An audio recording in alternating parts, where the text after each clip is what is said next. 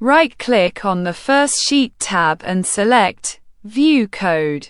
In the VBA editor, select User Form from the Insert menu. It will be created automatically.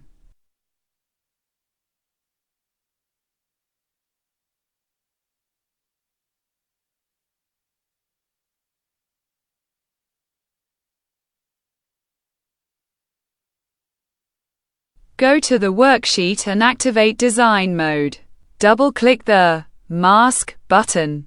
Enter the code into the subroutine sub that opens. You can find the code in the video description.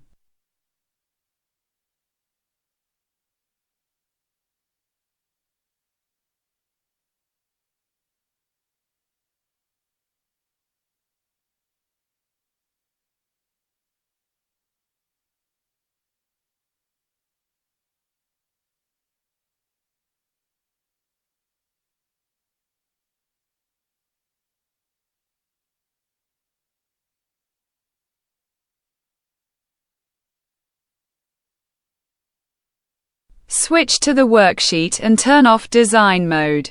This will open the input mask.